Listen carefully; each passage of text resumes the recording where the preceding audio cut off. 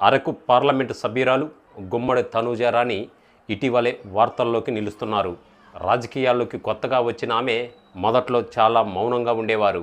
వృత్తిరీత్యా డాక్టర్ అయిన తనూజారాణి 2024 ఎన్నికల్లో వైసీపీ తరపున పోటీ చేసి ఎంపీగా గెలుపొందారు. అయితే రాష్ట్రంలో కూటమి ప్రభుత్వం అధికారంలోకి వచ్చిన తర్వాత ఆమెకు ప్రోటోకాల్ విషయంలో తీవ్ర ఇబ్బందులు ఎదుర్కొంటున్నాయి. అదేవిధంగా నియోజకవర్గంలో జరిగే ప్రభుత్వ కార్యక్రమాలకు ఆమెను ఆహ్వానించకపోవడం, అధికారులు కనీస గౌరవం ఇవ్వకపోవడం వంటి సమస్యలను ఆమె ఎదుర్కొంటున్నారు. అయితే ఈ అవమానాలపై ఆమె మౌనం వీడింది. ఆమె గళం విప్పారు. తన నియోజకవర్గంలో అభివృద్ధి సంబంధించిన పనుల విషయంలో, ముఖ్యంగా ఎంపీ లాడ్స్ నిధుల వినియోగంలో జాప్యం చేస్తున్న అధికారులపై ఆమె తీవ్ర స్థాయిలో విరుచుకుపడ్డారు. జిల్లా పరిషత్ సమావేశంలో ఏకంగా జిల్లా కలెక్టర్ని నిలదీసింది.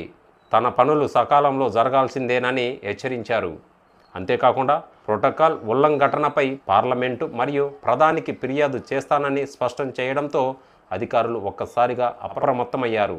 నిన్నటిదాకా సైలెంట్గా ఉన్న ఎంపీ ఇప్పుడు ప్రజా సమస్యల కోసం అధికారులపై గర్జిస్తున్న తీరు వైసీపీ శ్రేణుల్లో కొత్త ఉత్సాహాన్ని నింపుతుంది.